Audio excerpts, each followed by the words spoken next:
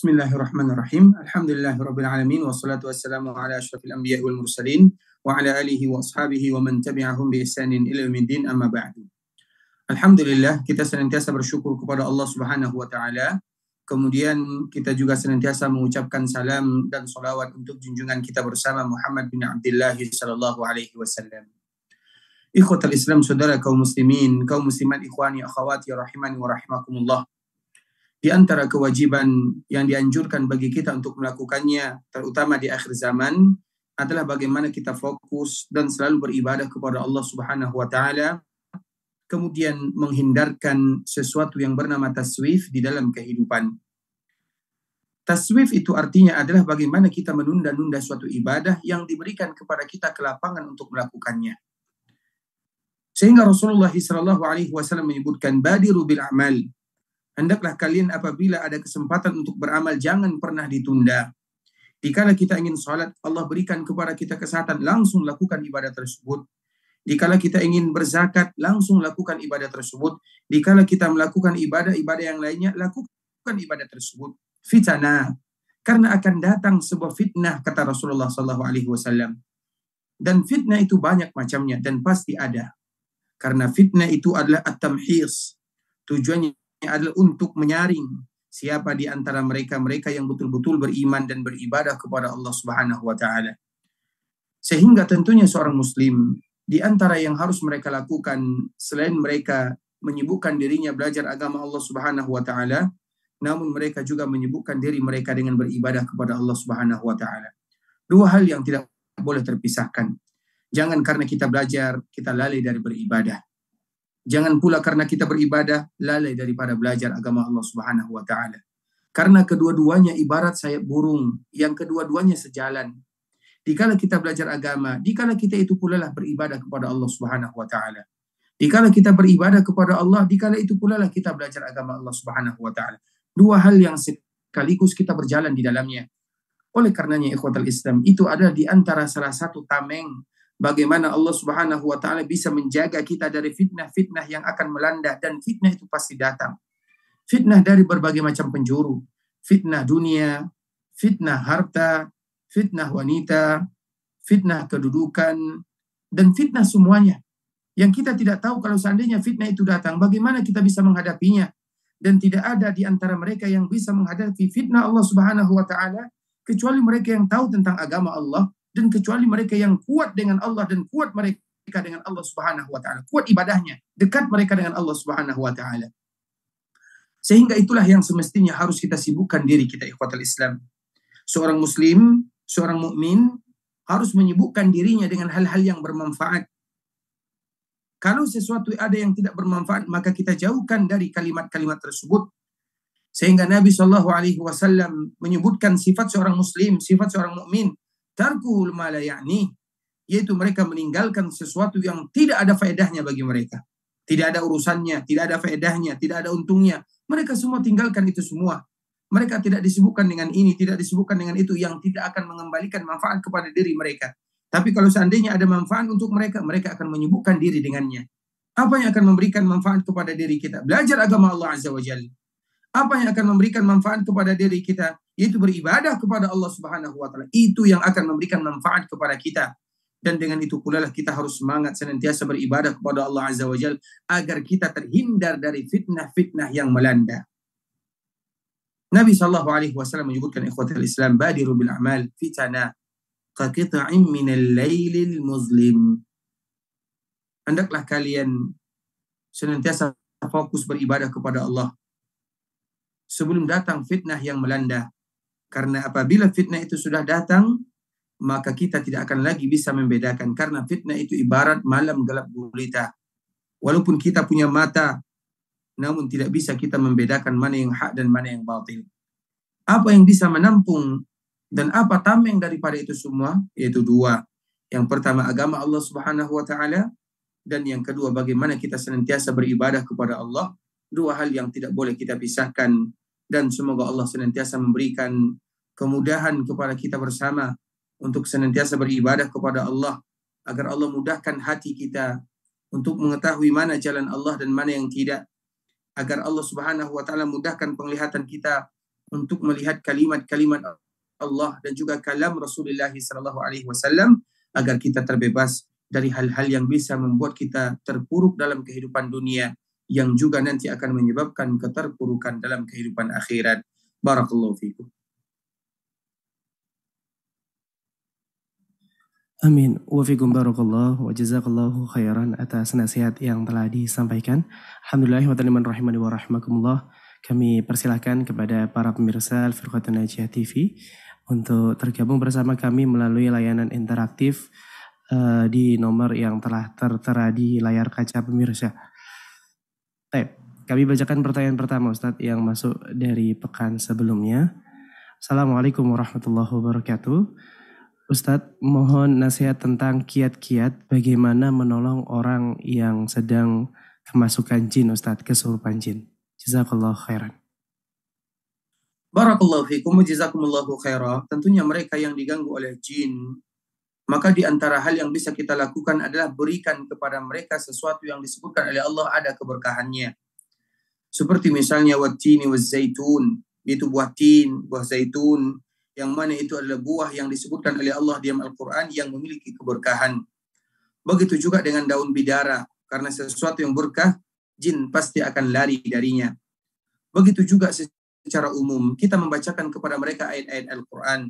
Kalau perlu, kita putarkan kepada mereka ayat-ayat Al-Quran. Kalau bisa, kita yang bacakan kepada mereka ayat-ayat Al-Quran. Karena itu merupakan di antara cara yang ampuh untuk mengusir jin tersebut. Dan juga di antara hal yang bisa kita lakukan, selalu kita mengulang 5 qul. Qul uhiya ilayya, surat jin. Dan yang kedua, qul ya ayyuhal kafirun, suratul kafirun. Yang ketiga, qul huwallahu ahad. Yang keempat, qul a'udzu birabbil falaq. Dan yang kelima, qul a'udzu birabbin nas. 5 qul inilah yang harus kita ucapkan kepada mereka yang diganggu oleh jin. Kemudian ikhwatul Islam, tentunya kita juga butuh kepada mereka yang bisa meruqyah atau ahli di dalam ruqyah. Karena ada sebahagian di antara mereka yang diberikan kelebihan oleh Allah Subhanahu wa taala, seorang ulama, seorang ustaz, seorang kiai yang mereka diberikan oleh Allah Subhanahu wa taala kelebihan dalam ruqyah. Dan ruqyah itu tidak boleh kecuali dengan ayat Al-Qur'an, dengan hadis Nabi, dengan yang diajarkan oleh Nabi, dengan bahasa-bahasa yang dimaklumi maknanya. Kalau seandainya kita tidak tahu maknanya, tidak boleh kita mengucapkan ruqyah tersebut. Itu dilarang di dalam agama. Oleh karenanya demikianlah cara bisa kita membantunya, dan bantuan yang terindah adalah dengan ayat-ayat Allah Subhanahu wa taala. Barakallahu fikum. Amin. Wa fikum barakallahu Ustaz atas jawaban yang telah disampaikan. Semoga jawaban dari guru kita Ustaz Ariful Bahri menjadi tambahan ilmu untuk kita. Amin. Kami bacakan pertanyaan yang masuk melalui kolom chat Zoom, Ustaz. Assalamualaikum warahmatullahi wabarakatuh. Ustaz, terkait pembelajaran di dalam agama, apa yang harus kita dahulukan sehingga kita menjadi tahu tentang agama, Ustaz? Syukron, jazakallah khairan. Barakallahu fikum ikhwatal Islam, saudara kaum muslimin. Tentunya yang pertama kali harus kita tahu adalah tentang Allah Subhanahu wa taala. Seorang muslim, mereka tidak akan beruntung atau mereka tidak akan bahagia kalau seandainya mereka tidak mengetahui tentang penciptanya. Bagaimana kita mengetahui tentang pencipta Allah Subhanahu wa taala? Bagaimana kita tahu tentang Allah? Kita baca ayat-ayat Allah Subhanahu wa taala. Kita pelajari hal-hal yang mendekatkan diri kita kepada Allah, atau yang lebih kita kenal dengan bagaimana kita mengetahui tentang akidah. Akidah itu adalah buhul-buhul yang diikat, yang akan mengikat hubungan seorang hamba dengan Allah Subhanahu wa taala. Apabila hubungan mereka dekat, maka dengan itulah mereka akan mendapatkan kebahagiaan yang sebenarnya. Mereka tahu bahwa mereka adalah hamba Allah Subhanahu wa taala. Mereka dikala mereka mendapatkan nikmat, mereka bersyukur. Dikala mereka mendapatkan musibah, mereka bersabar. Dikala mereka melakukan maksiat, mereka pun beristighfar. Itu hamba Allah Subhanahu wa taala. Dan itu bagaimana bisa terjadi? Mereka yang kokoh tauhidnya, keyakinannya kepada Allah, karena tauhid dan akidah itu adalah ibarat sesuatu yang mengikat antara hamba dengan Allah Subhanahu wa taala. Kita lihat Nabi sallallahu alaihi wasallam. Dikala Nabi sallallahu alaihi wasallam pertama kali berdakwah, apa kata Rasulullah sallallahu alaihi wasallam? Inni lakum nadhirun baina yaday sa'ah. Aku adalah orang yang ditunjuk oleh Allah memberikan peringatan kepada kalian agar kalian dekat kepada Allah Subhanahu wa taala. Begitu juga dikala Nabi sallallahu alaihi wasallam mengutus Nabi Shallallahu Alaihi Wasallam mengutus para sahabatnya agar mereka bisa mengantarkan surat Nabi Shallallahu Alaihi Wasallam ke negara-negara yang ada di sekitar Madinah. Kurang lebih 14 surat banyaknya Nabi Shallallahu Alaihi Wasallam utus kepada sahabatnya. Apa yang ada di dalam surat tersebut? Masuk Islamlah kalian, akidah, tauhid yang ditanamkan dan yang tumbuhkan oleh Nabi Shallallahu Alaihi Wasallam. Kemudian di dalam Islam tersebut yang pertama kali diajarkan adalah tauhid dan akidah. Kemudian begitu juga Nabi Shallallahu Alaihi Wasallam mengutus sahabat Sa'ad Mu'adz bin Jabal. Apa kata Rasulullah? Udu'uhum ila ibadatillah. Atau di dalam riwayat yang lain, udu'uhum ila an yuwahidullah. Hendaklah kamu seru mereka untuk beribadah kepada Allah Subhanahu wa taala. Taib, kalau seandainya ada yang bertanya, itu mereka dulunya, mereka yang bukan muslim. Sekarang bagaimana kita mendakwahkan saudara-saudara kita yang mereka sudah masuk Islam? Penting, karena tauhid itu mencakup dalam seluruh aspek kehidupan. Betapa banyak mereka sekarang yang mereka tahu tentang tauhid, namun mereka tidak bisa mengamalkan dalam kehidupan. Mereka yang tidak sabar berarti tidak ada tauhidnya. Mereka yang senantiasa mengucapkan kalimat-kalimat yang tidak diridai oleh Allah Azza wa Jalla berarti kurang tauhid dan akidahnya. Karena tauhidlah yang membuat kita dekat dengan Allah. Akidah itu artinya adalah buhul, pengikat, ikatan yang kuat antara seorang hamba dengan Rabbul Izzati wal Jalalah. Apabila itu sudah tertanam di dalam dada, maka mereka akan mudah mempelajari yang lainnya. Dan semoga Allah Subhanahu wa taala memberikan kemudahan kepada kita untuk senantiasa mengenal Allah Subhanahu wa taala, atau sebagaimana yang lebih kita kenal dengan 3 landasan utama. Bagaimana kita mengenal Allah, bagaimana kita mengenal Islam, dan bagaimana kita mengenal Nabi kita Muhammad sallallahu alaihi wasallam. Sebuah kalimat yang diucapkan oleh seorang muslim setiap hari, bahkan tidak terlepas dari kehidupan mereka, wajib mereka mengucapkan di pagi hari dan di sore hari sebuah kalimat, raditu billahi rabba wa bil islami dina wa bi Muhammadin sallallahu alaihi wasallam nabiyya. Itulah ilmu yang sebenarnya. Kita bersaksi bagaimana kita ridha kepada Allah menjadi Rabb kita, Islam sebagai agama, Nabi Muhammad sebagai uswah dan qudwah dalam kehidupan. Nah, apa kata Rasulullah? Apabila mereka melakukan yang demikian, wajabat lahul jannah, maka mereka pasti diberikan surga oleh Allah. Dan semoga Allah berikan kepada kita bersama surganya. Barakallahu fikum. Amin. Wa fikum barakallahu Ustaz. Wa jazakallahu khairan atas jawaban yang telah diberikan. Ta'iwat aliman rahimani wa rahimakumullah, para pemirsa Al-Firqan dan Najiyah TV. Sekali lagi kami mengajak kepada para pemirsa untuk tergabung bersama kami melalui layanan interaktif yang tertera di layar kaca pemirsa. Dan mohon izin kami bacakan pertanyaan yang telah masuk melalui pertanyaan di dalam Zoom, Ustaz. Assalamualaikum warahmatullahi wabarakatuh. Ustadz, saya pernah membaca terkait tanda-tanda kematian seseorang dari mulai 1 bulan, kemudian 1 pekan hingga ajalnya tiba. Apakah hal semacam ini dibenarkan Ustadz di dalam agama? Syukran. Barakallahu fikum. Wallahu ta'ala alam. Saya tidak tahu jawabannya. Jazakumullahu khairan. Taib. Wa anta fa jazakallahu khairan Ustadz atas jawaban yang telah diberikan. Pertanyaan berikutnya Ustadz. Sebentar.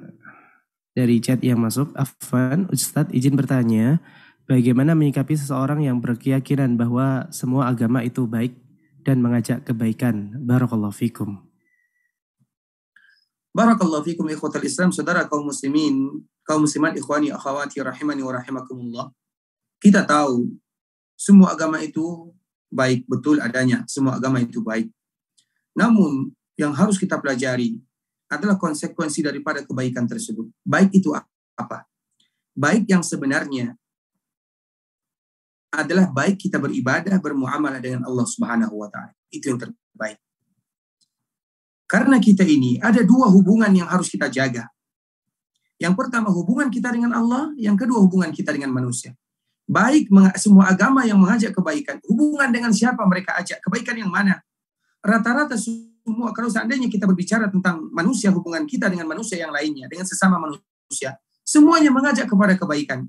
Namun yang terpenting mereka lupa, yaitu bagaimana kebaikan dan kebaikan dengan Allah Subhanahu wa taala. Sehingga Allah Subhanahu wa taala menyebutkan, karena ayat ini adalah ayat yang dipotong atau ayat potongan yang masih ada ujungnya. Apa kata Allah Subhanahu wa taala? Qul ya ahlal kitab ta'alu ila kalimatin sawa. Wahai ahlul kitab, wahai orang-orang Yahudi, wahai orang-orang Nasara, mari kita dengan kalimat yang sama. Mari kita sama-sama. Allah Subhanahu wa taala mengajaknya, mari kita sama-sama. Ila kalimatin sawa, itu dengan kalimat yang sawa, kalimat yang sama. Kemudian, apa ayat berikutnya? Qul ta'alau ila kalimatin sawa'i bainana wa bainakum alla, bahwa kita tidak beribadah kecuali kepada Allah Subhanahu wa taala. Itulah kebaikan yang sebenarnya. Kalau seandainya semua agama mengajarkan kebaikan, iya, namun kebaikan kepada siapa? Mereka lupa kepada kebaikan yang sebenarnya. Mereka lupa kepada Sang Pencipta. Mereka lupa kepada Rabbul Izzati wal Jalalah. Kalau seandainya mereka pun beribadah kepada Allah, mereka menyelewengkan ibadah tersebut, itulah sebenarnya. Dan kita tahu ikhwatul Islam, kalimat-kalimat ini adalah kalimat yang menafikan dan menghilangkan perjuangan Nabi selama ini. Na'udzubillah min dzalik. Mereka yang mengucapkan yang demikian berarti mereka menganggap remeh perjuangan Rasulullah sallallahu alaihi wasallam. Kenapa pula demikian? Nabi tidak pernah mengatakannya. Karena Allah menyebutkan kepada nabinya, wa raditu lakumul Islam madina. Aku ridho kepada kalian menjadikan Islam sebagai agama. Dan Islam itu secara umum, semua agama itu Islam, atau semua nabi itu adalah Islam. Mulai dari zaman Nabi Adam sampai zaman Nabi Isa, semuanya Muslim. Yang berbeda itu syariatnya. Tapi umat mereka menyelewengkan agama tersebut tidak kepada jalan yang sebenarnya. Kalau seandainya mereka betul-betul mengikuti nabinya, mereka akan mengikuti Nabi Muhammad sallallahu alaihi wasallam. Sehingga ikhwatul Islam, kita lihat Nabi sallallahu alaihi wasallam yang disebutkan oleh Allah, inna ad-dina 'indallahil Islam. Inna, sesungguhnya Allah memberikan takkid, betul-betul agama yang diterima oleh Allah adalah Islam. Bahkan Allah tekankan lagi, wa may yabtaghi ghairal islami dina falan. Barang siapa yang mencari selain agama Islam, sekali-kali tidak akan diterima oleh Allah Azza wa Jalla. Ini ayat Allah. Ini hadis Nabi sallallahu alaihi wasallam. Kita mau apa? Betul kita tidak menyalahkan, namun wajib bagi mereka mengikuti agama Nabi sallallahu alaihi wasallam. Kalau demikian ikhwatul Islam, kalau seandainya semua agama sama, betul sama mengajarkan kebaikan, namun mereka lupa kebaikan yang sebenarnya. Apa gunanya Nabi sallallahu alaihi wasallam mengutus utusan 14 utusan yang tadi kita sebutkan ke Muqawqis? Nabi mengutus Hatib bin Abi Malta'ah ke Muqawqis Mesir untuk mengajak mereka kembali kepada agama Islam, padahal agama mereka kita tahu. Apa gunanya Nabi mengutus utusan tersebut kalau semua agama sama? Nabi mengutus seorang sahabat kepada Romawi, Nabi mengutus ke Persia, Nabi mengutus ke Yaman. Apa gunanya Nabi mengutus yang demikian kalau seandainya agama semuanya sama? Agama sama dalam kebaikan, iya, namun dalam kebaikan yang mana? Kebaikan yang pertama kali adalah kebaikan kepada Allah. Itu tujuan kita utama diciptakan oleh Allah Subhanahu wa taala, dan itu tidak ada kecuali dalam agama Islam. Itu harus kita pahami ikhwatul Islam. Maknanya agama yang diridhai oleh Allah Subhanahu wa taala hanyalah Islam, dan itu konsekuensi dari seorang muslim. Barakallahu fikum. Amin. Wa fikum barakallahu Ustaz. Wa jazakallahu khairan atas jawaban yang telah diberikan.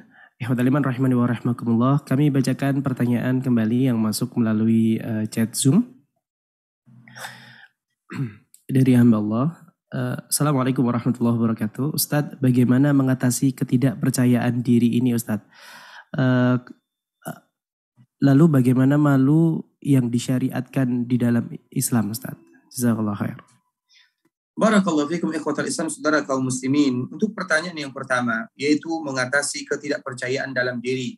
Tentunya pertanyaan ini masih sifatnya adalah secara umum. Kepercayaan dalam bidang apa? Kepercayaan kita tidak percaya diri dalam masalah apa? Tentunya kita tidak bisa menjawab karena pertanyaannya secara umum. Karena ada sesuatu kita tidak percaya diri. Dalam bagaimana? Tapi yang kedua, bisa disambung. Bisa jadi tidak percaya diri dalam melakukan kebaikan. Karena ada malu di dalam syariat Islam. Malu yang bagaimana? Malu itu ikhwatul Islam. Malu itu adalah dua hal yang tidak bisa dipisahkan dengan iman. Sifat malu atau haya itu adalah dua hal yang tidak bisa dipisahkan dengan iman.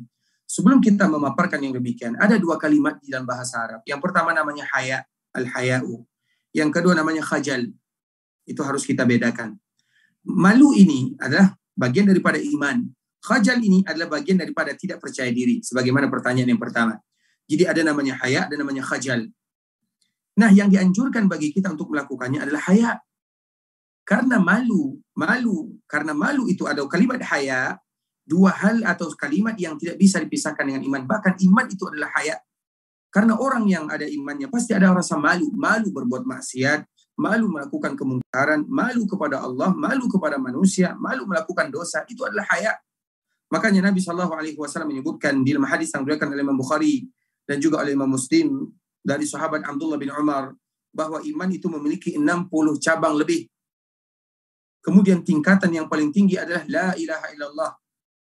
Kemudian tingkatan yang paling rendah, imatatul adza 'anil tariq, yaitu menghilangkan gangguan dari jalan kaum muslimin atau dari jalan secara umum. Kemudian apa kata Nabi? Wal haya'u minal iman, dan haya itu adalah bagian daripada iman. Nabi SAW tidak menyebutkan bagian yang mana daripada haya tersebut. Apakah bagian yang atas atau bagian yang bawah? Maknanya apa? Haya yang ada di dalam kehidupan atau yang ada di dalam jiwa seseorang itu berbeda antara satu dengan yang lainnya. Bisa jadi sifat malu mereka itu mendekati kalimat la ilaha illallah. Atau bisa jadi kalimat haya mereka, malu mereka tersebut mendekati kalimat yang paling bawah. Tergantung kepada mereka semua. Karena iman dengan rasa malu itu adalah dua hal yang tidak bisa terpisahkan. Makanya Utsman bin Affan, dikala dia masuk Islam, diperintahkan oleh bibinya, oleh keluarganya untuk datang kepada Muhammad, namun dia ingin datang kepada Abu Bakar As-Siddiq. Apa jawaban Abu Bakar As-Siddiq radhiyallahu taala anhu yang pertama? Innaka rajulun hayy. Engkau adalah seorang laki-laki yang punya sifat rasa malu. Karena apabila kita sudah punya rasa malu, maka mudah bagi kita untuk beriman dan beribadah kepada Allah Azza wa Jalla. Itu dua hal yang tidak bisa dipisahkan. Sedangkan khajal, yaitu kurang percaya diri, melakukan kebaikan, itu namanya khajal, bukan malu. Kalau seandainya kita berbicara tentang bahasa Arab, ada namanya haya, ada namanya khajal. Dua ini harus kita pisahkan. Dan itu ada pemaparan singkat tentang masalah khajal dengan haya. Barakallahu fikum. Amin. Wa fikum barakallahu Ustaz atas jawaban yang telah diberikan. Mohon izin kami bacakan pertanyaan yang masuk melalui SMS kepada kita Ustaz. Assalamualaikum warahmatullahi wabarakatuh. Bismillah. Ustaz, apakah tercela kita memohon tentang hal-hal duniawi di dalam doa-doa kita Ustaz? Jazakallahu khair. Barakallahu fikum ikhwatal Islam, saudara kaum muslimin. Jika kita berdoa kepada Allah tentunya sifat masalah duniawi, maka itu tidak tercela. Selama itu mendatangkan kebaikan dalam agama kita. Karena tujuan daripada kita meminta dunia agar kita kuat dalam beribadah kepada Allah Subhanahu wa taala. Dan Allah Subhanahu wa taala tahu. Makanya di dalam doa yang paling indah yang kita kenal dengan doa sapu jagat bahasa kitanya. Sebagaimana disebutkan oleh Allah dalam Al-Qur'an, Rabbana atina fid dunya hasanah. Ya Allah, berikan kepada kami di dunia ini kebaikan. Karena apabila kita meminta kebaikan kepada Allah, Allah yang tahu untuk diri kita tentang kebaikan. Apabila ada masalah-masalah dunia yang kita minta, kemudian Allah kabulkan, berarti Allah tahu itu adalah kebaikan untuk kita. Tapi kalau seandainya Allah tidak kabulkan di dunia, berarti Allah tahu itu juga kebaikan untuk kita. Makanya Rabbana atina fid dunya hasanah wa fil akhirati hasanah wa qina adzabannar, itu adalah doa yang paling indah. Sebagaimana juga doa yang paling indah ikhwatul Islam, doa yang mana kita meminta kebaikan, semua kebaikan di dunia dan di akhirat kepada Allah Subhanahu wa taala. Sebagaimana salah satu doa tersebut, Allahumma inna nas'aluka khaira ma sa'ala 'abduka wa nabiyyuka Muhammad sallallahu alaihi wasallam. Ya Allah, sesungguhnya kami meminta semua kebaikan yang diminta oleh Nabi sallallahu alaihi wasallam di dunia ataupun di akhirat. Bukan berarti kita hanya di akhirat, kita hidup di dunia. Kita juga meminta kebaikan kepada Allah Subhanahu wa taala di sana. Namun jadikan itu semua untuk menunjang kita beribadah, bukan melalaikan kita beribadah kepada Rabbul Izzati wal Jalalah. Barakallahu fiikum. Amin. Wa fikum barakallahu Ustaz. Wa jazakallahu khairan atas jawaban yang telah diberikan. Alhamdulillah, insyaallah demikian tadi pertanyaan terakhir Ustaz yang dapat kami berikan atau sampaikan di pertemuan kita sore yang berbahagia ini. Kiranya kepada guru kita Ustaz Ariful Bahri dapat memberikan kesimpulan dan nasihat penutup pada program kita di sore yang berbahagia ini Ustaz. Silakan. Barakallahu fikum ikhwatal Islam, saudara kaum muslimin, kaum muslimat, ikhwani akhwati rahimani wa rahimakumullah. Tentunya di antara kewajiban yang harus kita sibukkan diri kita di sana adalah bagaimana kita mendekatkan diri dengan Allah Subhanahu wa taala. Mereka yang betul-betul ikhlas di dalam hatinya, Allah Subhanahu wa taala akan berikan kepada mereka jalan keluar dalam setiap permasalahannya. Terutama dalam masalah agama, Allah mudahkan dirinya untuk beribadah kepada Allah. Namun dengan syarat mereka yang harus menerima kebaikan dan mereka yang harus bersih hatinya untuk selalu beribadah kepada Allah Subhanahu wa taala. Makanya apabila mereka-mereka yang selalu menginginkan kebaikan, Allah mudahkan hidupnya. Allah mudahkan dia beribadah, Allah mudahkan dia melakukan ketaatan, Allah mudahkan dia melakukan kebaikan, dan itu merupakan tujuan kita bersama. Bagaimana kita berlomba-lomba melakukan kebaikan, karena itu merupakan tabungan kita sebelum kita berjumpa dengan Allah Subhanahu wa taala. Dan dikala kita berjumpa dengan Allah, kita pun bisa menjawab pertanyaan Allah dengan kebaikan-kebaikan yang kita lakukan. tinggal doa kita. Semoga Allah menerima semua kebaikan yang kita lakukan. Barakallahu fikum. Ikhwatal Islam, sampai di sini pertemuan kita bersama. Tentunya yang benar dari Allah Subhanahu wa taala, yang salah dari diri kami pribadi karena kurangnya ilmu kami, karena kebodohan dan kejahilan kami. Kami mohon dimaafkan kalau seandainya ada kata-kata yang salah dan silaf. Barakallahu fikum. Subhanakallahumma bihamdika asyhadu an la ilaha illa anta astaghfiruka wa atubu ilaik. Wa sallallahu wa sallam ala nabiyyina wa habibina Muhammadin wa ala alihi wa sahbihi wa sallam tasliman katsira. Assalamualaikum warahmatullahi wabarakatuh. Waalaikumsalam warahmatullahi wabarakatuh. Sekali lagi kami ucapkan jazakallahu khairan kepada guru kita Al-Ustadz Ariful Bahri LCMA Hafidhahullah Ta'ala yang telah memberikan waktu dan ilmunya bersama kita di program kita sore yang berbahagia ini. Juga kami ucapkan jazakumullahu khairan kepada seluruh pemirsa Al-Firqatun Najiyah TV dan juga seluruh pemirsa media dakwah sunnah lainnya yang turut menyebarluaskan program kita di sore yang berbahagia ini. Demikian yang dapat kami sampaikan. Saya mewakili kru yang bertugas mengucapkan undur diri. Wassalamualaikum warahmatullahi wabarakatuh. Waalaikumsalam warahmatullahi wabarakatuh. Barakallahu fikum wa jazakumullahu khairan.